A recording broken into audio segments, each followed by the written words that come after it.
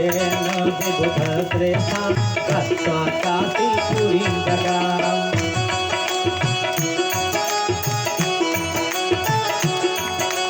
मणिकर्णे समाप्लोक्य शैलं भक्तिसंयुतः।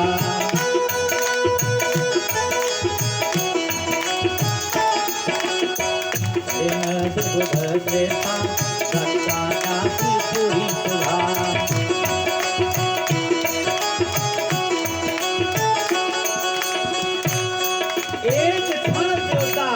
भगवान के वाणी को सुन करके गुनने लगे, धुनने लगे। भगवान ने एक शब्द और कहा, सुनिए, माता जी की पूजा करते हैं तो करते हैं, लेकिन महाराज अगस्त्य जी विंध्याचल के गुरु हैं। और तो और जब गुरु जी चले जाएंगे तब क्या होगा? वो तो लेट करके प्रणाम करेंगे, आनंद आ जाएगा। मनाइए गुरु जी को विंध्याचल के। देवता एक क्षण सुन करके भागे और एक ही क्षण में मणिकर्णिका घाट पर पहुंच गए, जहां अगस्त्य जी का बनारस में वास था। वहां जाकर के और प्रणाम किए। महाराज जयति गणाधीश मान्य पूजि धरासुर वातापि बलनासाय नमस्ते कुंभयो। जय हो महाराज की। वातापी दैत्य को अपने उदर में पचाने वाले अगस्त्य जी महाराज आपको प्रणाम है। ये भी विचित्र कथा है। वातापी दैत्य दो भाई और इनका बड़ा भाई इनको खंड खंड करके सागा बनाते, और जो कोई संत कोई व्यक्ति खा ले अब पेट में चले जाएं, उनका भाई कहे भैया वातापी बाहर आ जाओ, पेट फाड़ करके बाहर आ जाते थे, वो मर जाता था। अब यही कार्य महाराज अगस्त्य जी के साथ किया। अगस्त्य जी के साथ किया, वातापी को अगस्त्य जी को खिला दिया, अगस्त्य जी खा गए। अब ये कहे वातापी भैया बाहर आइए, और जैसे ये कुलबुलाने लगे पेट में, अगस्त्य जी समझ गए अब कोई बात गड़बड़ है। माँ ये क्या बात है? नरसिंह नारायण भगवान का ध्यान किया। महाराज आप तो सब कुछ करने वाले हैं, तो क्यों ना इस वातापी दैत्य को हमारे पेट में पचा दीजिए। बस बाएं हाथ से 3 बार अपने उदर पर फेरे, वातापी दैत्य पेट में पच गया। बोले तो भगवान की धन्य है ऐसे संत। वहां पे वातापी दैत्य को पचाने वाले महाराज आपको बारंबार प्रणाम है। समसिता परमया लक्ष्म्या मुनिवरं तदा।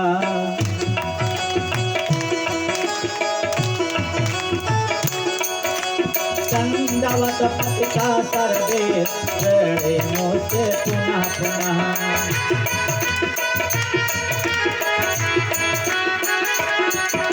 हे महाराज बार बार मैं आपको प्रणाम करता हूँ। आज मेरे दुख को दूर करिए। जय सर्वामरसाप्यम गुणराते महामुने वये सायता पूज्याय साकेताय नमोस्तुते। ऐसा दास्यतं स्वामिन् वयं त्वां शरणं गताः। दोषकर शैल जातोकार कीर्तिता परमाच्युते। इत्येवं तो संतस्तो अगस्त्य मुनि परम धार्मिका।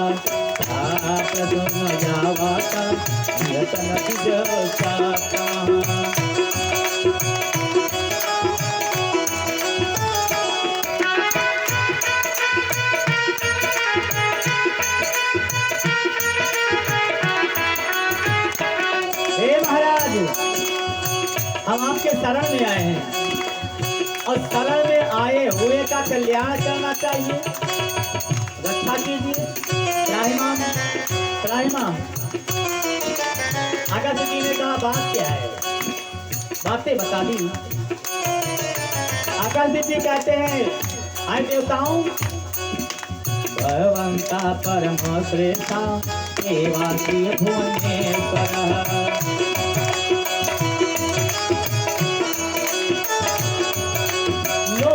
गोपाल महात्मानो निग्रहानो ग्रहाक्षमः।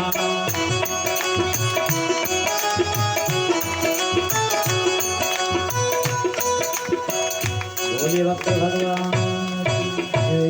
अगस्त्य जी ने कहा, आए देवताओं, आए लोकपालों, आप लोग मेरे पास क्यों आए हो? आने का कारण कहिए। देवताओं ने कहा, हमारा आज इस समय केवल एक बात का संकट है, उस संकट को आप ही दूर कर सकते हैं। क्यों? क्योंकि आप संत हैं। परोपकाराय सतताम विभूतयः। संत का अवतार ही दूसरे के दुख को दूर करने के लिए होता है। अरे कार्य बताइए जल्दी से। अगस्त्य जी ने कहा, देवताओं ने कहा, महाराज ये विंध्याचल पर्वत इतना बढ़ गया है, आकाश मार्ग को अपने श्रृंखला से छू लिया है। देव सूर्य भगवान का मार्ग अवरुद्ध कर दिया है। आधे में प्रकाश, आधे में अंधियारा रहता है। महाराज हम लोग उजियाला चाहते हैं, आप कृपा करिए, क्या करना होगा? बोले महाराज ये तो मैं नहीं जान सकता, ये भगवान भोले बाबा और भगवान विष्णु बताएंगे, चलिए हमारे साथ। बोले भगवान की जय।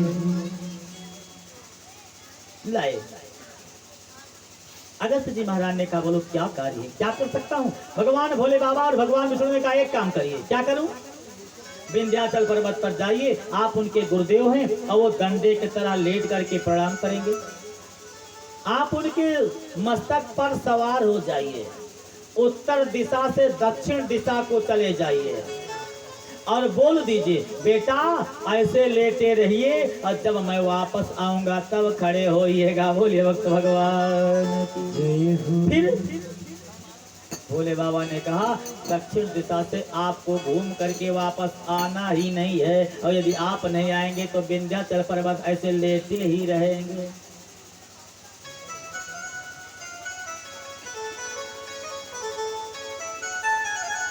प्रभु आप मुझसे नाराज हैं क्या?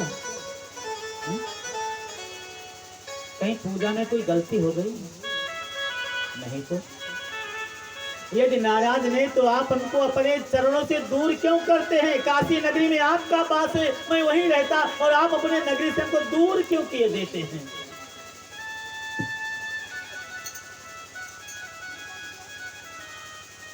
यदि कोई अपराध हो गया हो महाराज इस दास से तो क्षमा करिए, ऐसी सजा न दें हमें। भोले बाबा हंसने लगे, अरे संत, आज जो कार्य हम तुम्हें सौंप रहे हैं ये कोई करके नहीं दिखा पाएगा, उस कार्य को आप ही कर पाएंगे, तो क्यों नहीं उस कार्य को कर देते हैं? आए, और रह गई बात, आप हमारे चरणों से दूर हो गए हैं, तो मैं आपको वचन दे रहा हूं कि एक ना एक दिन आपके हाथ मलयाचल पर्वत पर आप रहेंगे दक्षिण दिशा में, और मैं वहां आकर के आपको दर्शन दूंगा, आपके महत्ता को बढ़ाऊंगा, मैं स्वयं चल करके आऊंगा। ये भगवान भोले बाबा ने अगस्त्य जी को वचन दे दिया। जन कल्याण कीजिए। तब अगस्त्य जी महाराज तैयार हुए थे वो कार्य करने के लिए। बोले संत भगवान की। अगस्त्य जी चल दिए। अगस्त्य जी को देख करके विंध्याचल दूर से देखा, ये तो हमारे गुरु जी आ रहे हैं।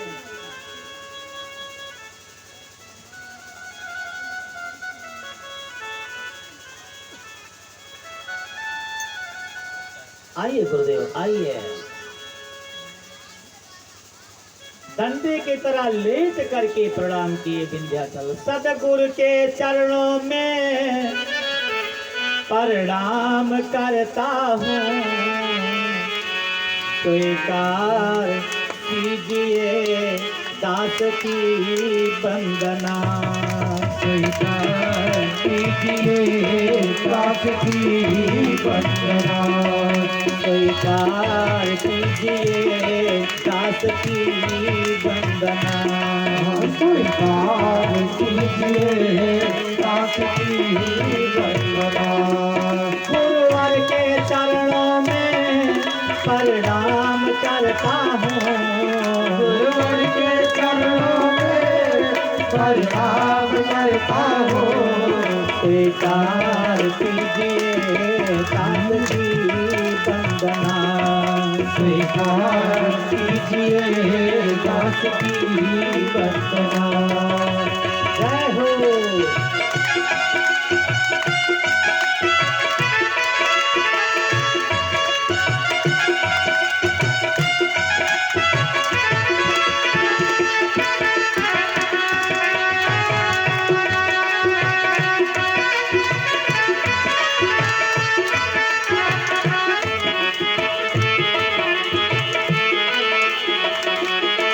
स्वीकार कीजिए दास की वंदना। स्वीकार कीजिए दास की वंदना। बोले गुरुदेव भगवान की। देखो महाराज, प्रणाम किया दंडे की तरह लेट करके। गुरुदेव प्रणाम, आशीर्वाद आशीर्वाद। और अपना दाहिना पैर विंध्याचल के मस्तक पर रख दिया। अगस्त जी ने,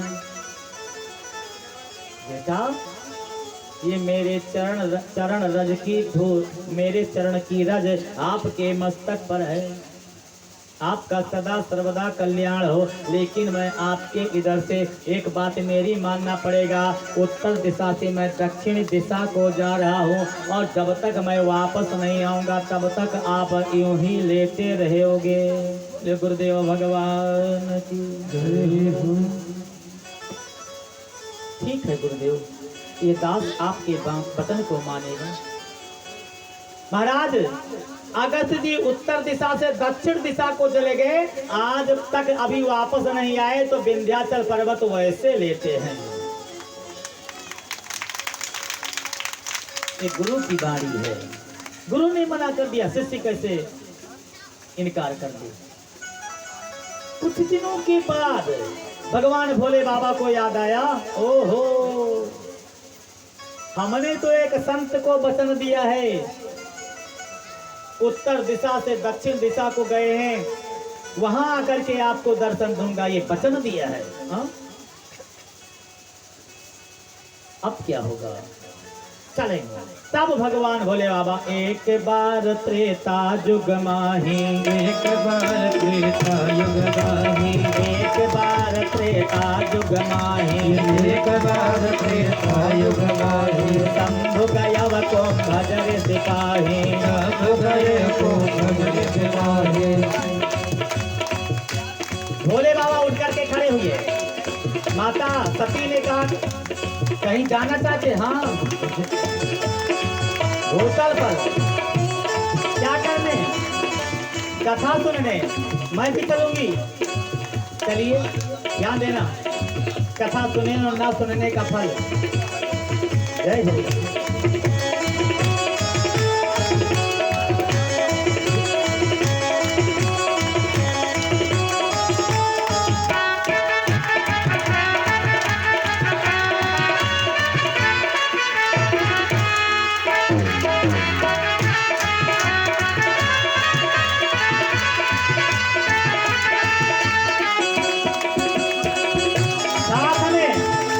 गोस्वामी बाबा ने बताया कि जब अगस्त जी से कथा सुनने के लिए भगवान भोले बाबा चले, माता सती चलने के लिए तैयार।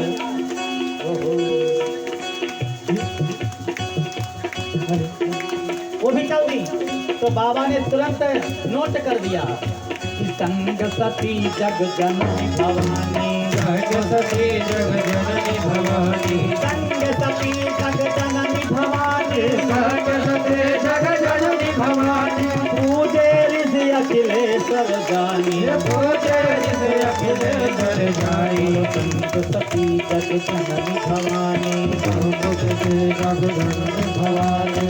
साथ में कौन है? हाँ? जगत की माता सती है। संत भगवान के पास पहुंची, संत उठ करके दोनों के चरण की पूजा किया। अखिलेश्वर भगवान आए। इसलिए महाराज कथा सुनने, किससे? आपसे। किसकी? राम जी की। वाह महाराज, आप सब कुछ जानते हैं, फिर मेरे नाम की बड़ाई कर रहे हैं। हाँ, हमने वचन दिया था।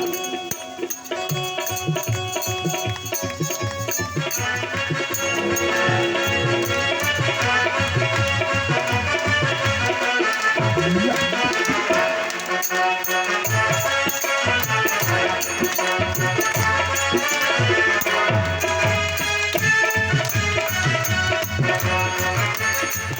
श्रोता कितने हैं? हाँ, दो है ना, भोले बाबा और माता सती। बाबा ने लिखा क्या? कथा श्रोता दो आए थे और बाबा ने लिख दिया एक, दो नहीं बताया। राम कथा मुनिवर्ज बखानी,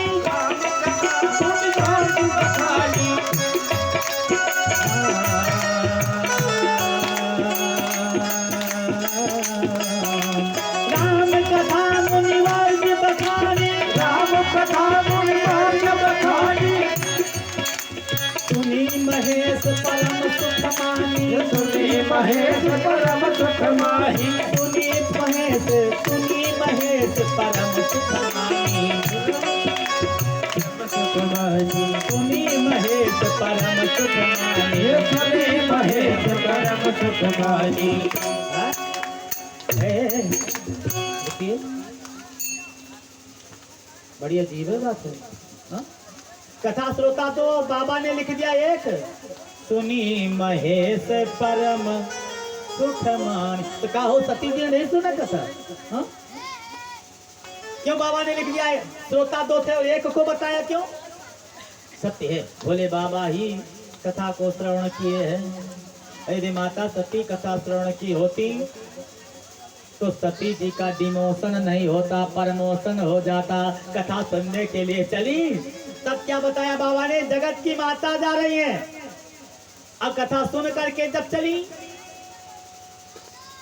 मुनि सन पिता मांगी थी फुलारी,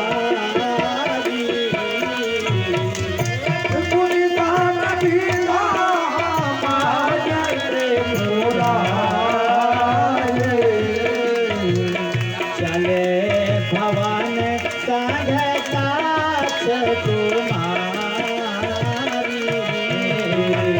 चले भवन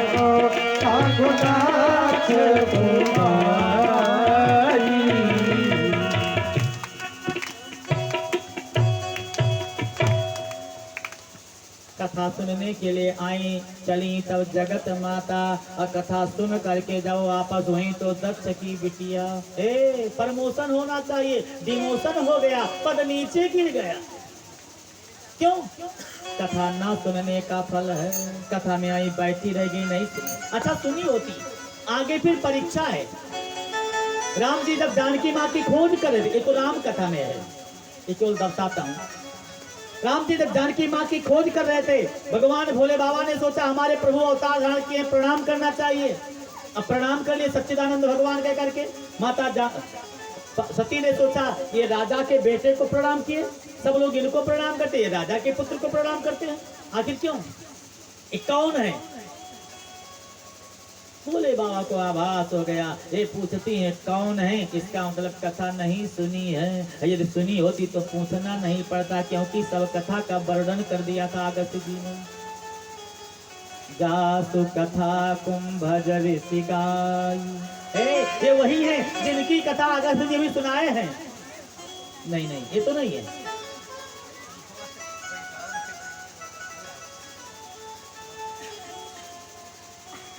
सती जी मानी ना भगवान भोले बाबा के वचन को, और परीक्षा लेने के लिए चली गई राम जी।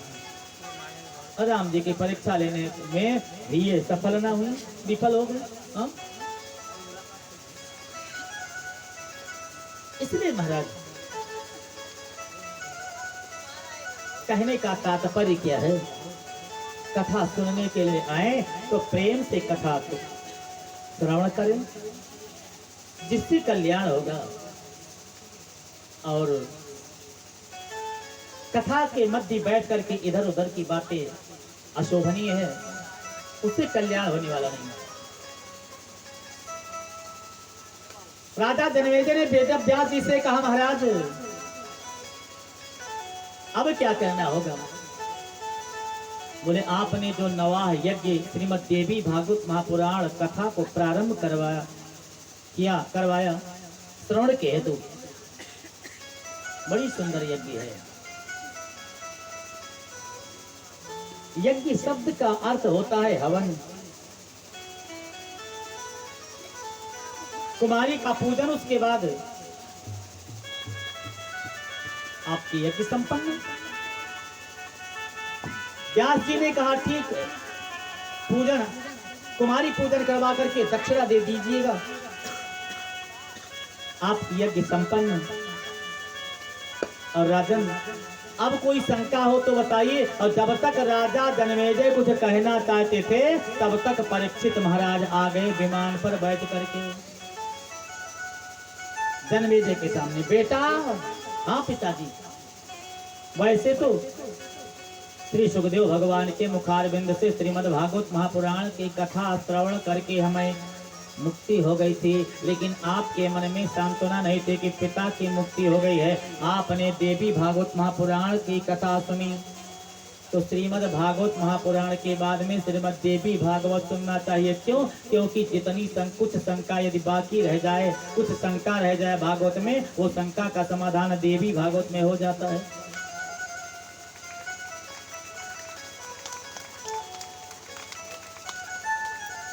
परीक्षित ने कहा बेटा देखो, विमान पर बैठ करके हम आए हैं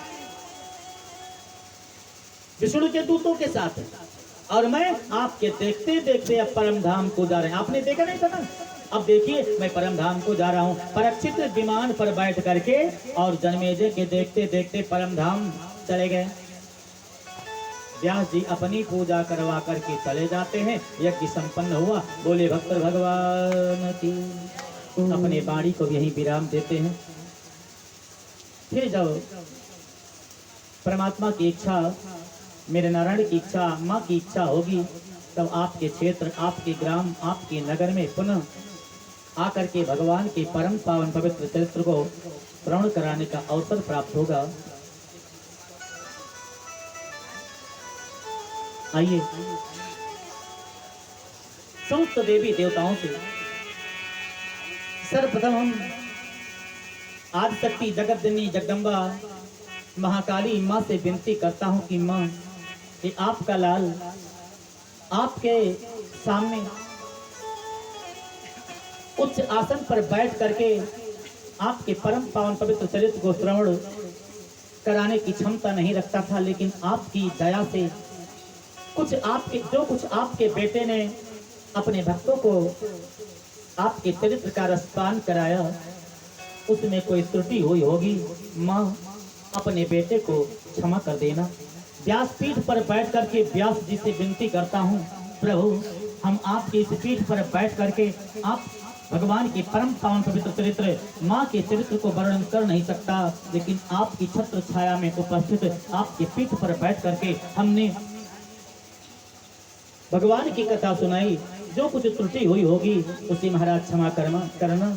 हनुमान जी महाराज समस्त देवी देवताओं से मैं विनती करता हूँ कि जो कुछ त्रुटि हुई होगी महाराज उसे क्षमा करना। फिर आप समस्त भक्तों से हम विनती करते हैं कि आप लोग अपने गृह कार्य को ज्यों का त्यों छोड़ करके 9 दिन माँ के इस परम पावन पवित्र चरित्र को श्रवण करने के लिए आकर के इस धरती माता के गोदी में बैठ करके कथा सुने।